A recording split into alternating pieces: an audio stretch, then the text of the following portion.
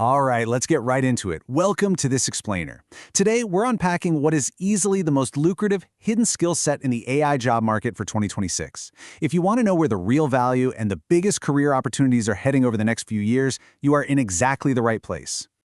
Okay, let's dive into this. There's a role literally hiding inside AI job postings right now that most mainstream career advice just hasn't caught up to yet.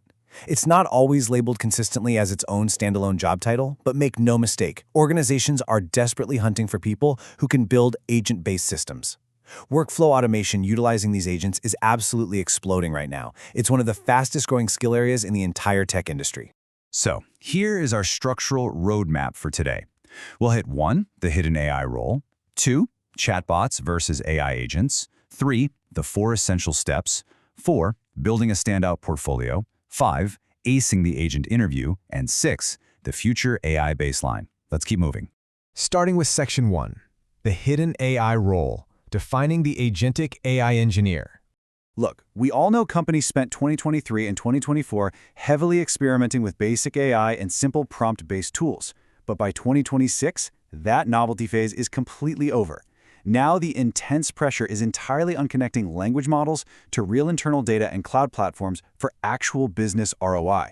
So what exactly is this role? Well, an agentic AI engineer is a professional who builds systems where an AI can plan, use tools, and complete multi-step tasks on its own.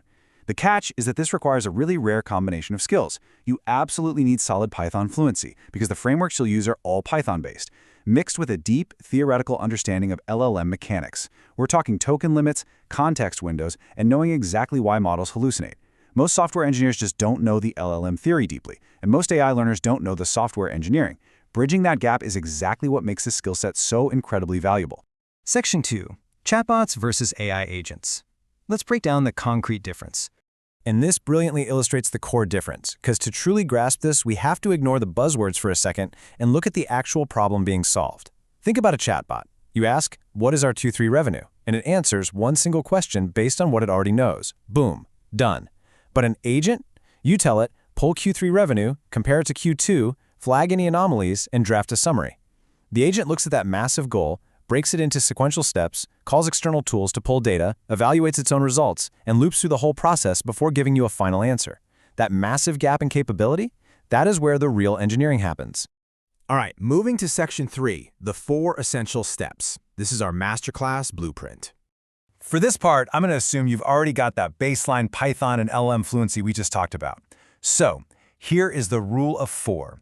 Think of these steps as a logical climbing narrative you have to follow to move from basic data retrieval all the way up to safe, deployable business automation. The steps are RAG, tools, chaining, and safety. Step 1 is mastering Retrieval-Augmented Generation, or RAG. Basically, you're breaking documents down into chunks, converting them to embeddings, storing them in a vector database, and then retrieving the relevant pieces for context. What this does is ground the AI in specific company data, like internal PDFs or a knowledge base. It's absolutely crucial because it stops the model from just making things up based on its general training data. Step 2 is function calling. This means giving the model tools, not just knowledge. You're defining tools like databases, search engines, or internal APIs that the model can actively choose to use to execute actions. This is the actual leap from a chatbot to a true agent, where the model starts making its own decisions. Honestly, the best way to learn this is to build a project where the model has access to at least 3 different tools and force it to independently decide which one solves the user's request. Step 3 brings it all together with multi-step reasoning. This is structuring a sequence where the model plans, acts, observes, and, this is key, adjusts its plan if something didn't work. You'll use frameworks like LangChain or Llama Index here. Now, frameworks change incredibly fast in this space, but the underlying pattern of plan, act, observe, and adjust, that is the permanent transferable skill you really need to internalize. Which brings us to step 4, how agents fail. And trust me, they will fail. They might call the wrong tool, loop endlessly, act on incorrect assumptions, or take major actions without getting human approval first. This step, focusing purely on safety and reliability, is the one self-taught learners almost always skip. Adding strict guardrails and human-in-the-loop checkpoints is exactly what separates a weekend toy demo from enterprise tech that a company will actually pay to deploy. Section 4, building a standout portfolio and what actually gets you noticed. Because once you have the skills, you have to prove them. And the absolute biggest mistake applicants make is overscoping a project or just building those generic weather and calculator demos. If you walk into an interview and just say, "I built a chatbot," you're going to be ignored. But imagine saying this instead. "I built an agent that reduced the time to draft a weekly report from 45 minutes to 3 by retrieving and summarizing 3 internal data sources automatically." That pitch gets read every time. It's falsifiable, it's highly specific, and it proves real business judgment. So, put your project through this rubric to make sure it's ready. 1. Does it solve a specific real problem? 2. Does it include visible safeguards, like step limits? 3. Is there clear documentation of the agent's decision-making patterns? And 4. Does it detail a specific failure and the resulting fix? Let me tell you, a documented failure story is worth far more in a real interview than a suspiciously smooth demo video. Section 5. Acing the agent interview and proving your expertise.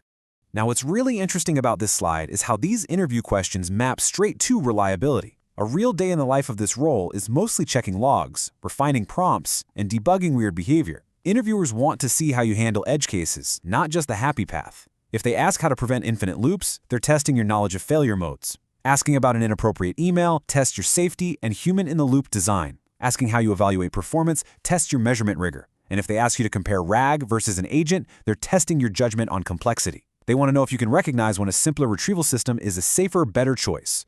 And finally, Section 6, the future AI baseline and timing your career move. Right now, this role commands a massive salary premium, and that's purely because combining software engineering with LLM failure mode knowledge is just so rare. But I have to warn you, this premium will not last indefinitely.